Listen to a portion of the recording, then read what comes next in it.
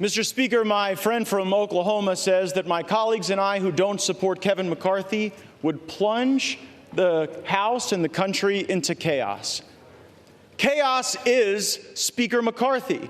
Chaos is somebody who we cannot trust with their word.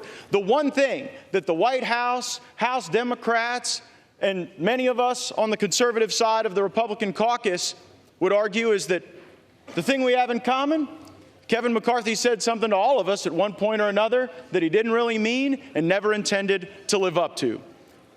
I don't think voting against Kevin McCarthy is chaos. I think $33 trillion in debt is chaos. I think that facing a $2.2 trillion annual deficit is chaos. I think that not passing single-subject spending bills is chaos. I think the fact that we have been governed in this country since the mid-90s by continuing resolution and omnibus is chaos. And the way to liberate ourselves from that is a series of reforms to this body that I would hope would outlast Speaker McCarthy's time here, would outlast my time here, and would outlast either of our majorities. Reforms that I have heard some of the most conservative members of this body fight for, and some of the reforms that we've been battling for that I've even heard those in the Democrat caucus say would be worthy and helpful to the House, like open amendments, like understanding what the budget is. We have been out of compliance with budget laws for most of my life, most of many of your lives.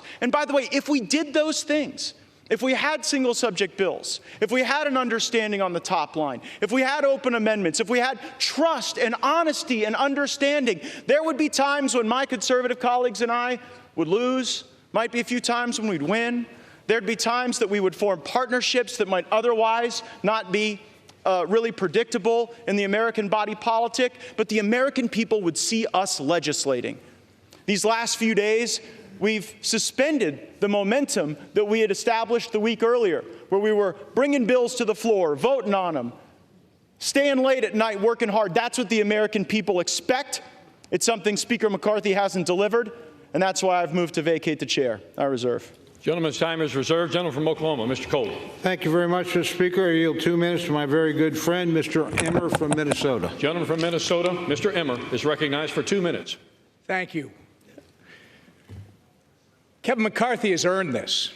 Under Speaker McCarthy's leadership, our House Republican majority has actually defied all odds and overperformed expectations again and again and again. It all started with a speaker's race, when our Speaker, Kevin McCarthy, showed the American people how he would never give up. It carried over into the Speaker spearheading a rules package to create the most transparent, member-driven legislative process that I've ever seen since I've been here.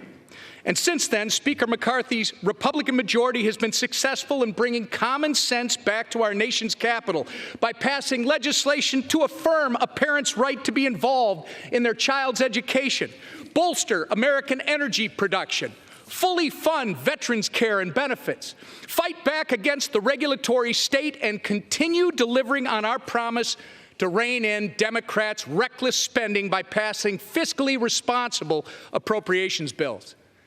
We've also achieved historic conservative wins, like passing the strongest border security legislation in history, passing the first Republican-only NDAA in history, and passing the first Republican-only state and foreign operations appropriations bill. So many Americans are better off because of Kevin McCarthy's leadership. American families, job creators, entrepreneurs, service members, law enforcement officers, and the list goes on and on. These are just a few of our House Republican majority successes. But make no mistake, we need Kevin McCarthy to remain Speaker if we're going to stay focused on our mission of delivering common sense wins for the American people. We've shown Americans what success looks like when we come together as a team. Now it's time for us to stand together stronger than ever so we can get back to the work our majority was elected to do. I'm proud to support the Speaker as we continue championing conservative priorities that will put our country on a better path. Thank you, Speaker McCarthy. Gentleman from Florida. I yield back.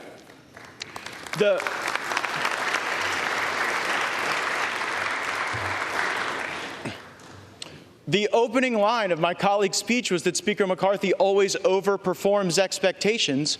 But after tweeting, "Bring it," and after engaging in profane-laced tirades at House conference, he just lost a motion to table. So I wouldn't necessarily consider that overperforming expectations. And time and again, I've heard my colleagues say that, well, he deserves it because he went through a tough speaker contest. Let me let everyone know, he prevailed in that speaker contest because he made an agreement to fulfill certain commitments to make this an open and honest process, and he has failed to meet those commitments, and that's why we are here. I reserve. Gentleman reserves his time. Gentleman from Oklahoma, Mr. Cole. Thank you very much, Mr. Speaker. I yield 3 minutes to my very good friend, Mr. Jordan of Ohio. Gentleman from Ohio is recognized for 3 minutes. I thank the gentleman for yielding. On January 3rd, we said the 118th Congress is about 3 things. Pass the bills that need passed, do the oversight work that needs to be done, and stop the inevitable omnibus that comes from the United States Senate right before the holidays. Kevin McCarthy has been rock solid on all 3. We have passed the bills we told the American people we would pass. 87,000 IRS agents, that bill passed. Parents' Bill of Rights, that bill passed. Energy legislation passed. Border security, immigration enforcement legislation, the strongest bill ever to pass the Congress, passed earlier this year. We have done what we told them we were going to do. We can't help it the Senate won't take up those good common sense bills. They'll have to answer to the American people come Election Day. Oversight. We have done the oversight that we're supposed to do. Because of our oversight, we know that parents were targeted by the Department of Justice. Because of our oversight, we know that 51 former intel officials misled the country weeks before the most important election we have. And because of our oversight, the Disinformation Governance Board at the Department of Homeland Security is gone. Because of our oversight, the memo attacking pro-life Catholics has been rescinded. Because of our oversight, unannounced visits to Americans' home by the Internal Revenue Service has stopped. That happened under Speaker McCarthy. And on the third one, on this side of it, we know there's a big old ugly bill coming at the end of the year, all kinds of spending, all kinds of garbage in it. We're still in that fight. Frankly, to Matt's point, we don't know how that one's going to shake out. But we do know this. We do know this. On Saturday, we didn't take the Senate's bill.